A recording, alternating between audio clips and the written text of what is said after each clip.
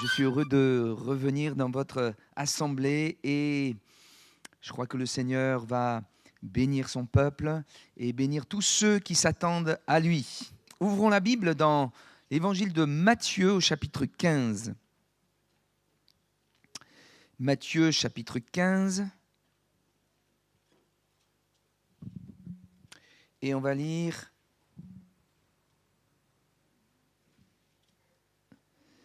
au verset 21.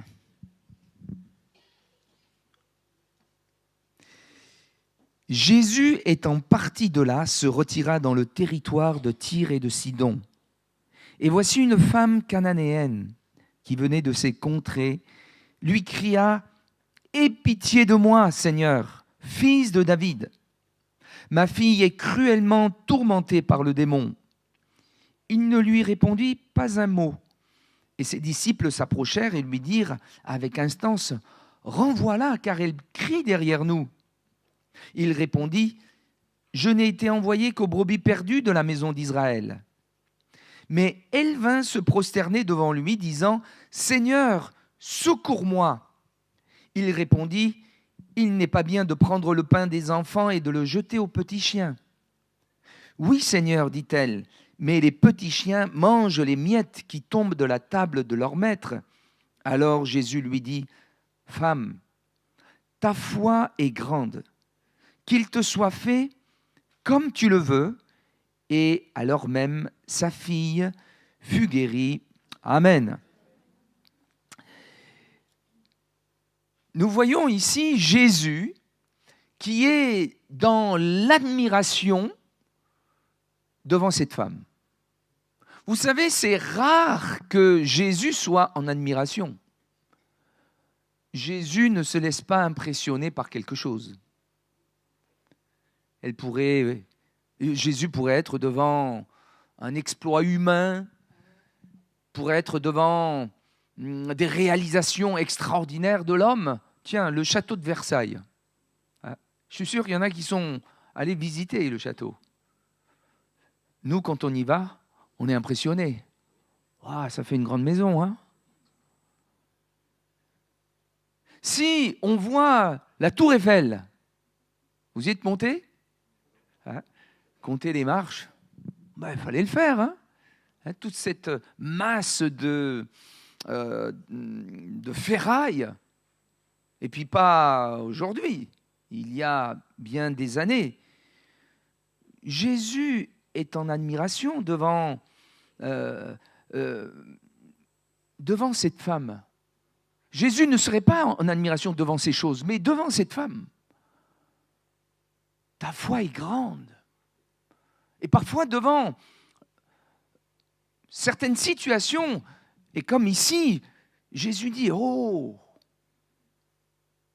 Jésus est en admiration devant la foi. Jésus cherche la foi. Et quand quelqu'un a la foi, une grande foi, il ne manque pas d'intervenir. Il cherche aussi ce soir la foi dans un cœur. Pourquoi ? Parce qu'il veut bénir. C'est le moyen qui lui plaît. Et sans la foi, il est impossible de lui plaire. Mais quand il trouve la foi dans le cœur de quelqu'un, Dieu fait grâce. C'est le moyen que Dieu a choisi de bénir, de communiquer sa grâce, de guérir, de délivrer, de faire des choses merveilleuses. Aussi, le regard de Dieu. Moi, j'ai un regard humain, mais le regard de Dieu, le scanner de Dieu passe et voit, et cherche, détecte. Et si ce soir, tu as la foi, et si le Seigneur peut être en admiration, c'est sûr que le Seigneur va répandre sa grâce et communiquer sa bénédiction. Pourquoi est-ce que Jésus dit « Oh, ta foi est grande » ? Et c'est ça que je vous invite à voir avec moi.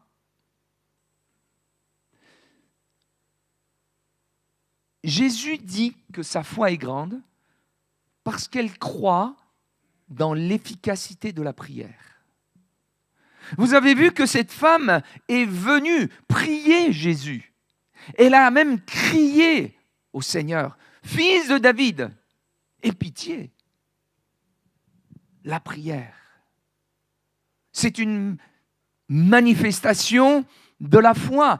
La Bible dit, si quelqu'un est dans la joie, qu'il chante. Mais si quelqu'un souffre, qu'il prie.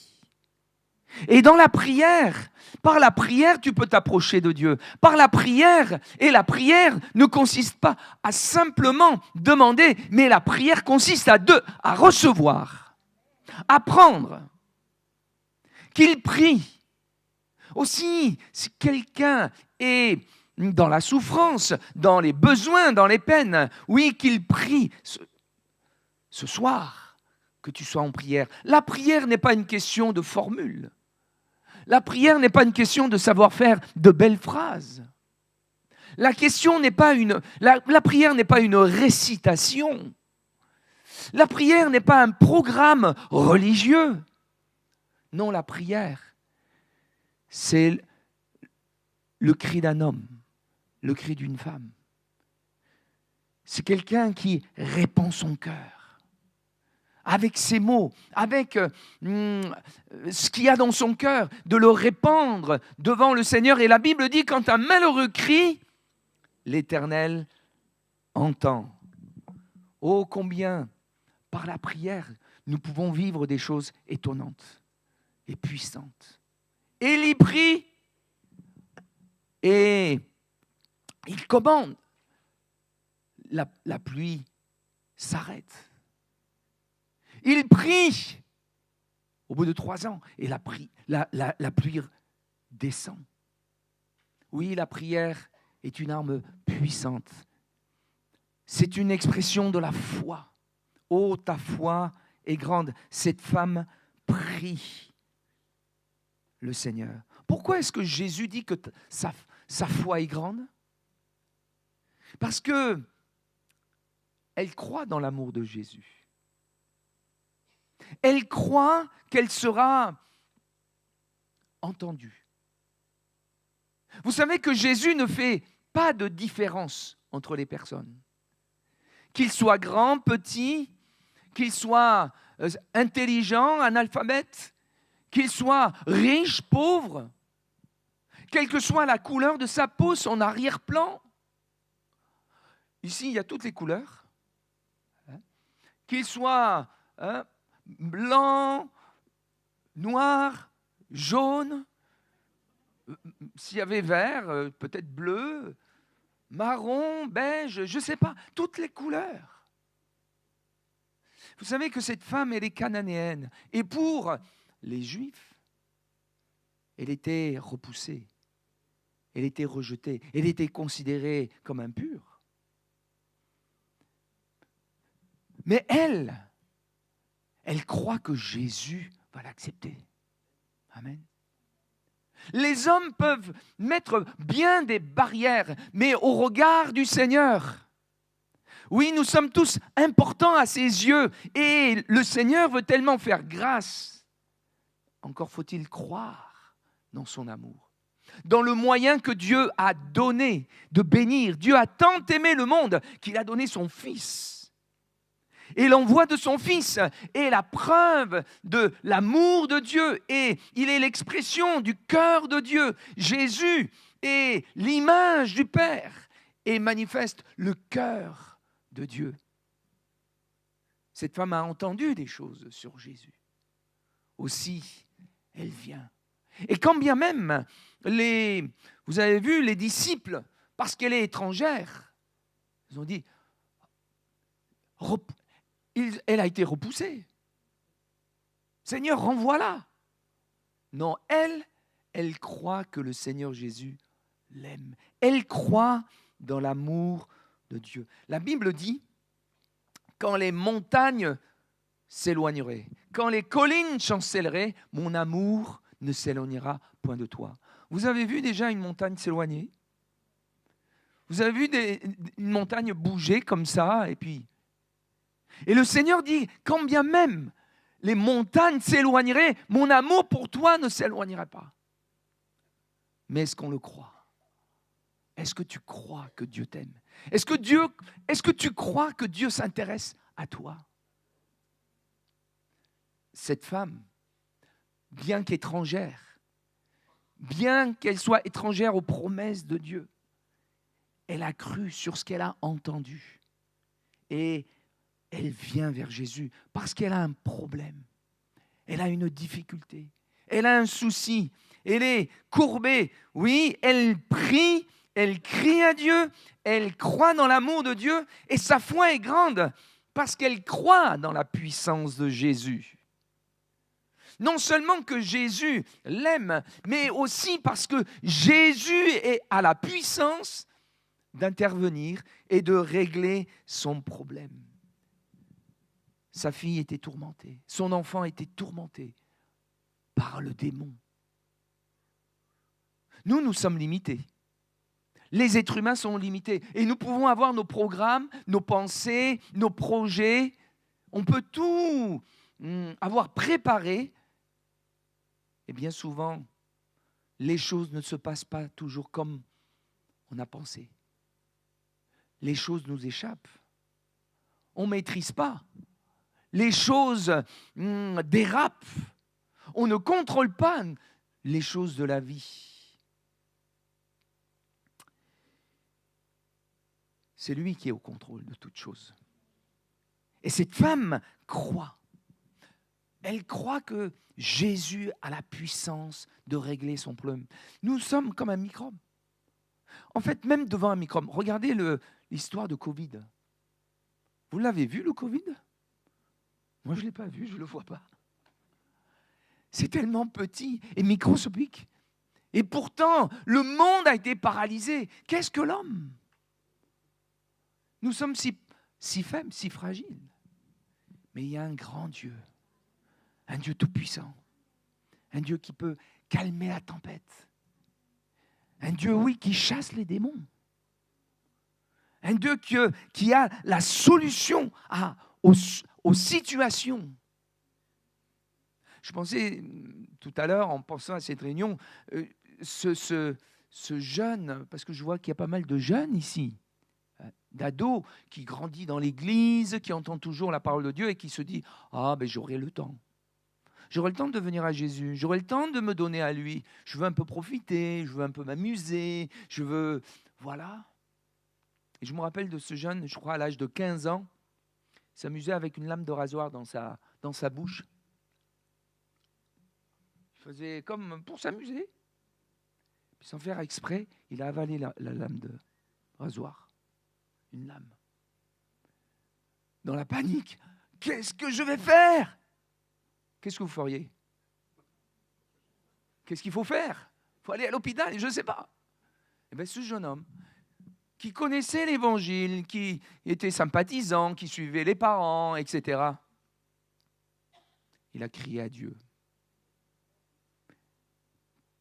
Parce que dans cette situation, ses muscles, quand on est ado, son énergie, tout ça, ça ne pouvait pas venir en aide. Alors il a crié à Dieu.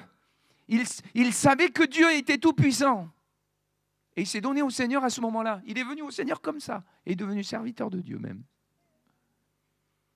Mais après, il est allé à l'hôpital. Et quand il est allé à l'hôpital et qu'ils l'ont examiné quoi faire, la lame de rasoir avait disparu. Il s'est converti comme ça. Dieu est puissant. J'ai été pendant quelques années aumônier de prison.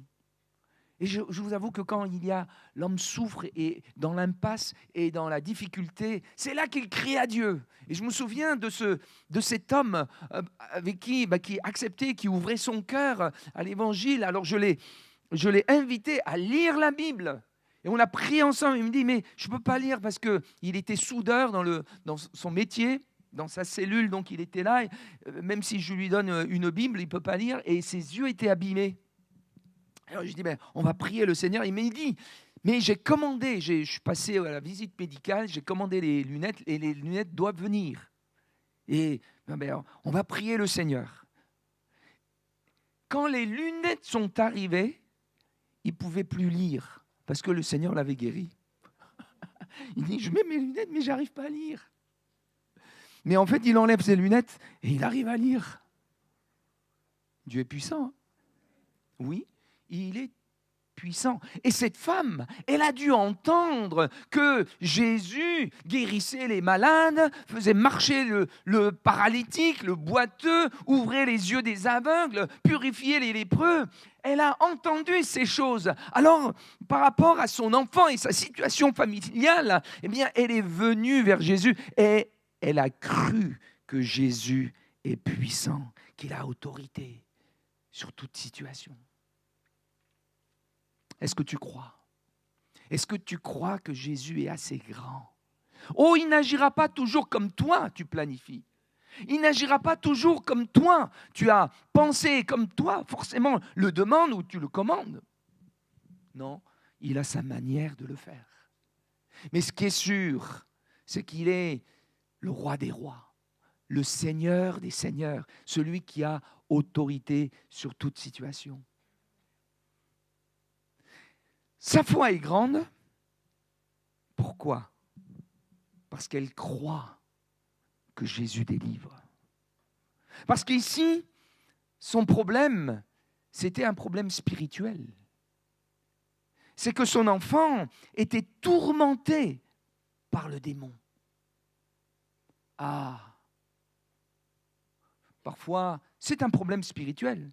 Parfois, je reçois des personnes qui me disent « Je viens vous voir parce que j'ose pas aller à l'hôpital parce que j'ai peur qu'on m'enferme. J'entends des voix. Il se passe des choses dans ma vie. Les choses bougent à la maison et il y a toutes sortes de choses que si je dis aux gens, mais ils vont me prendre pour un fou. Alors, est-ce que vous pouvez faire quelque chose? Oui, les puissances des ténèbres, c'est une réalité.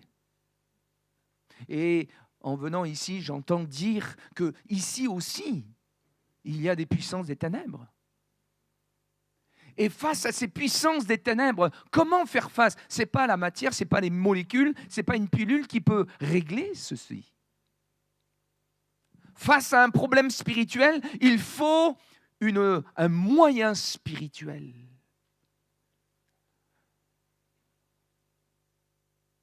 Et cette femme a cru que Jésus délivre les démoniaques.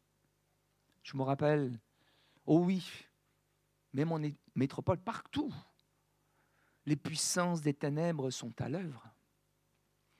Et régulièrement, nous recevons des personnes, des manifestations, des personnes qui sont liées, tourmentées, qui entendent des voix et qui entendent des voix qui leur disent « Saute par la fenêtre. Suicide-toi. Jette-toi.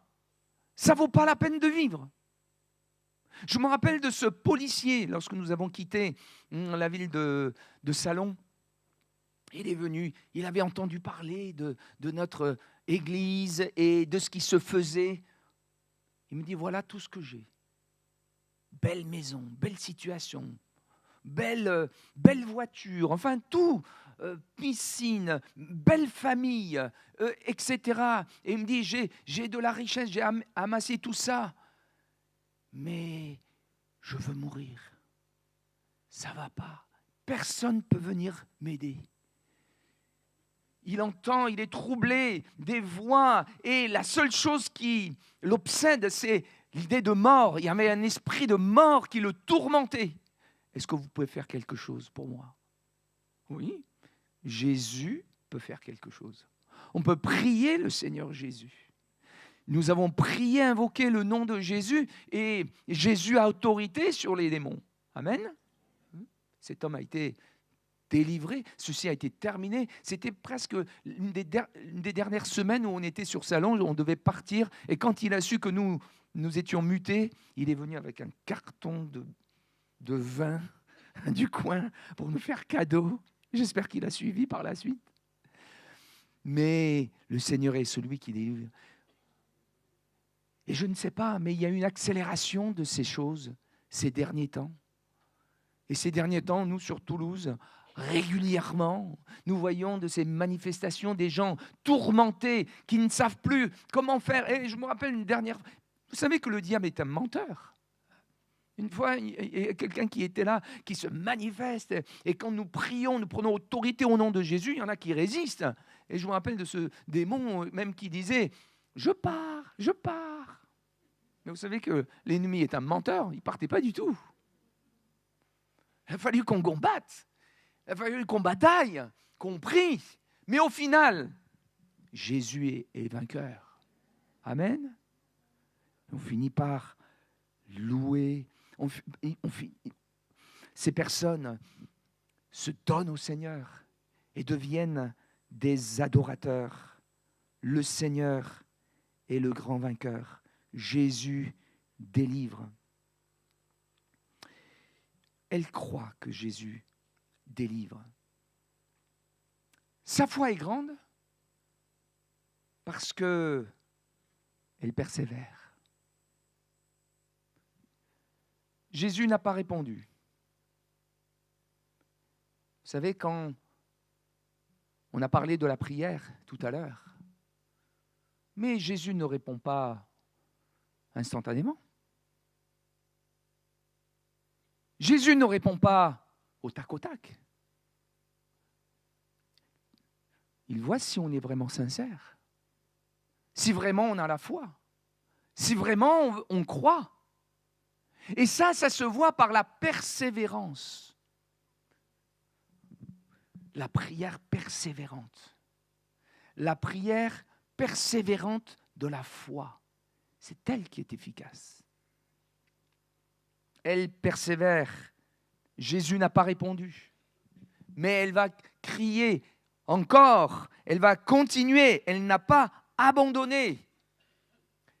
Et c'est ça que le Seigneur attend de nous. Que nous prions, que nous demandions, que nous cherchions, que nous frappions avec persévérance jusqu'à ce que la porte s'ouvre, jusqu'à ce qu'on trouve, jusqu'à ce qu'on reçoive. Amen. C'est la volonté de Dieu et c'est ce que Dieu attend de nous. Je me rappelle, vous savez qu'à ce niveau-là, le Seigneur dit parfois qu'il faut ressembler aux enfants. Je me rappelle de notre deuxième enfant. Ah, il était un peu tenace, lui. Un jour, on partait aux courses. Il a eu une période où il était complètement, fan des dinosaures. Il faisait comme il avait peut-être 4 ans. Quel âge il avait? Quelque chose comme ça. Il aimait les dinosaures. Et quand il a su qu'on partait faire les courses, papa, je veux un dinosaure. Papa, je veux un dinosaure. Papa, je veux un dinosaure. C'était comme un disque qui était là. Papa, je veux un dinosaure. Maman allait dire, bon, tais-toi. Hein? J'ai dit, laisse. Je voulais voir jusqu'au quand il allait faire. J'ai compté. Papa, je veux un dinosaure. Papa, je veux un dinosaure. Papa, je veux un dinosaure. Mais il n'a pas arrêté. Plus de 50 fois. Je veux un dinosaure. Je veux un dinosaure. Je veux un dinosaure. Il ne me regardait même pas. Hein? On est allé aux courses. Il a eu son dinosaure. Ah oui. Et on laissait répéter comme ça. Je ne pouvais pas. Hein? Le Seigneur dit qu'il faut qu'on ressemble aux enfants. Parfois, quand nous prions, nous demandons au Seigneur, nous devons persévérer, prier jusqu'à ce que. Amen.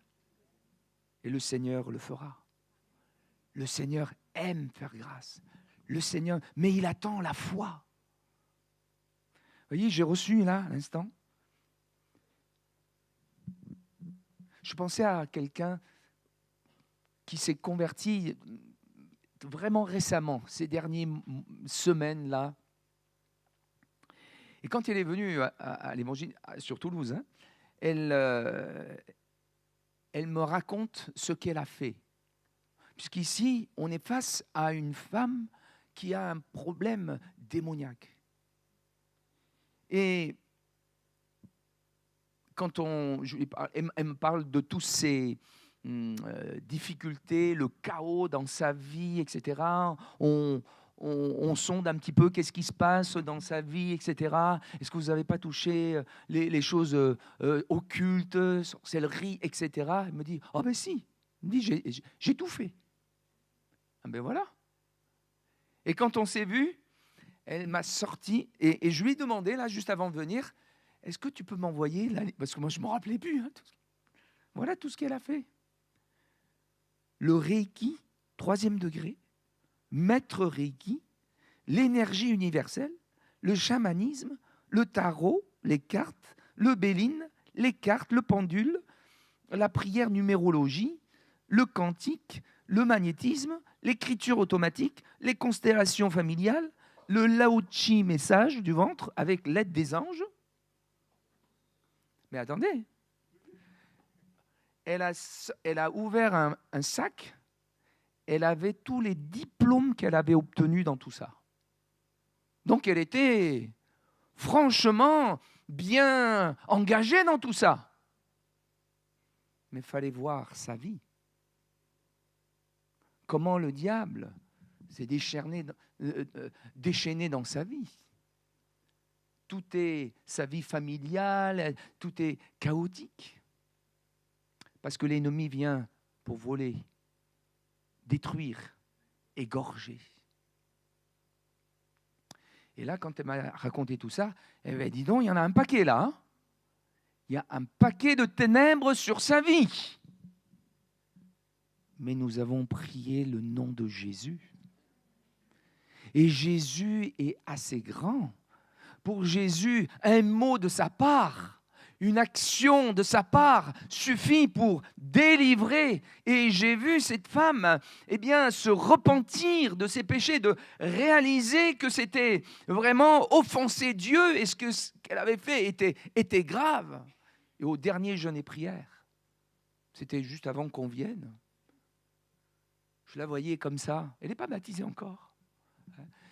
J'ai vu que c'était là le moment, elle s'était repentie. Je suis allé prier pour elle. Le Seigneur l'a remplie du Saint-Esprit.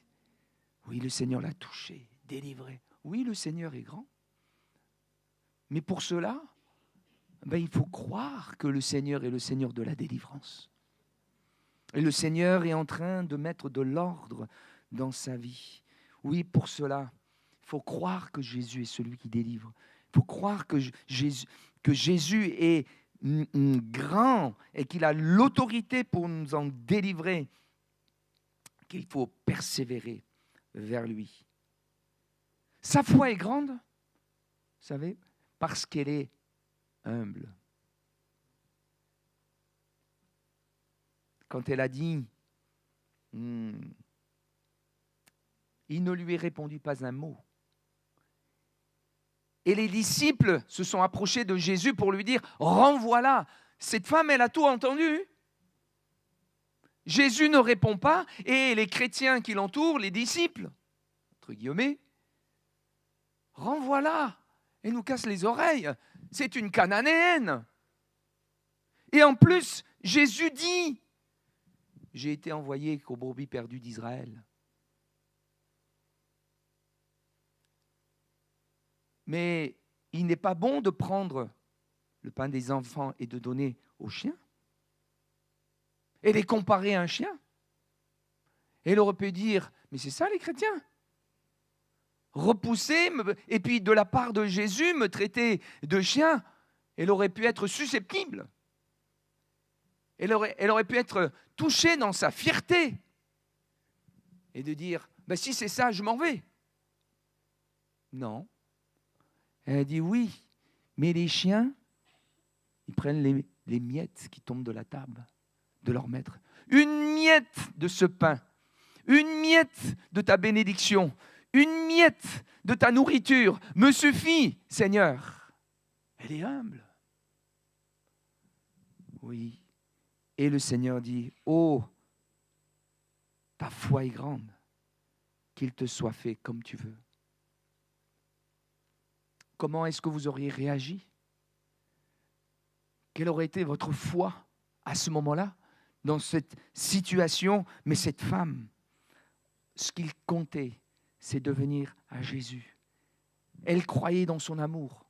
Elle croyait dans sa puissance. Elle croyait que Jésus délivre et elle a persévéré dans son humilité. Et c'est ça qu'on a besoin, bien souvent. Lorsque nous nous humilions et demander de l'aide, c'est aussi un signe d'humilité.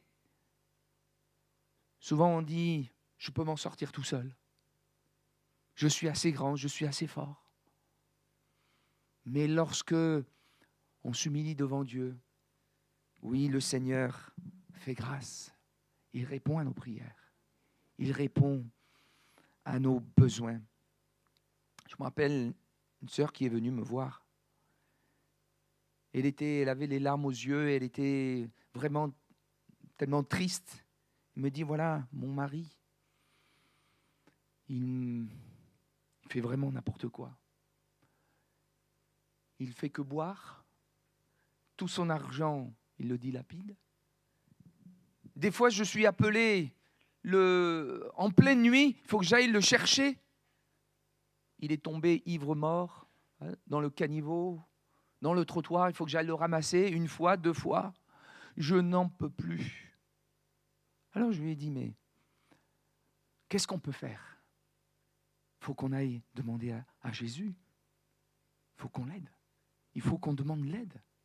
Et je lui ai dit, est-ce que tu viens à la réunion de prière? Non, je ne viens pas. Ben, viens à la réunion de prière. On va déposer ce besoin à Dieu. Parce que Dieu répond.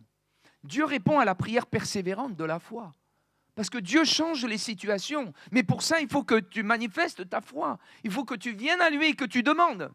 Et on demandera, si tu le veux, si tu le désires, que l'assemblée aussi prie. Elle a commencé à venir. Et chaque mardi, nous avons l'habitude de prier pour les maris inconvertis, nous prions pour les besoins et surtout pour la famille. Nous prions, nous jeûnons et nous prions. Et quelque temps plus tard, son mari qui travaille dans les bâtiments, avant cela, moi j'étais allé rendre visite pour voir le mari en question. Il était gentil, il m'a bien reçu, mais ça n'a rien changé, il continuait sa vie. Mais quelque temps plus tard, sur le chantier, il a reçu un bloc de ferraille sur sa tête qui a été lancé de, je crois, 4 ou 5 étages. Donc vous pouvez imaginer la vitesse et le poids. J'ai vu la radio de son crâne complètement défoncée, fracassée, avec toutes les fissures. Et il aurait dû mourir. Je reçois un coup de fil. Mon mari, il est aux urgences, il est en soins intensifs, etc. Et comme j'avais été, je crois, en déplacement, je ne suis venu qu'en décalé. Et quand je suis rentré, vous savez, dans ces endroits tout cagoulés, avec les bonnets, etc., je suis rentré. Il m'a reconnu, il a ouvert les yeux comme ça. Et puis il a dit, « Pasteur, je donne mon cœur à Jésus. » Dieu avait entendu sa prière, la prière de la femme. Dieu avait entendu la détresse de cette femme. Et des fois, le Seigneur utilise des moyens forts. Hein. Là, il a reçu un bon coup sur la tête. Mais ça a été radical. Il s'est donné au Seigneur. Et quelque temps, par la grâce de Dieu, par la main puissante de Dieu, il est sorti de l'hôpital. Il m'a dit, pasteur, je te donne la photo en souvenir de mon crâne. J'ai son crâne, la photo de son crâne, la radio, fracassée. Mais le Seigneur est intervenu. Et aujourd'hui, baptisé du Saint-Esprit, il loue le Seigneur. Je le vois, il adore son Dieu. Oui, le Seigneur est bon, le Seigneur est fidèle. Le Seigneur a béni. Et maintenant, le Seigneur a réuni, restauré ce couple et le travail de Dieu continue. Le Seigneur entend nos prières lorsque nous persévérons. Alors je ne sais pas, ce soir, je vous partage ces quelques passages et quelques expériences de ce que Dieu peut faire. Je ne sais pas quel est ton souci. Je ne sais pas quel est ton fardeau. Peut-être que c'est ton enfant. Peut-être que c'est un membre de ta famille. Peut-être que c'est ta situation financière. Peut-être que c'est ta situation professionnelle.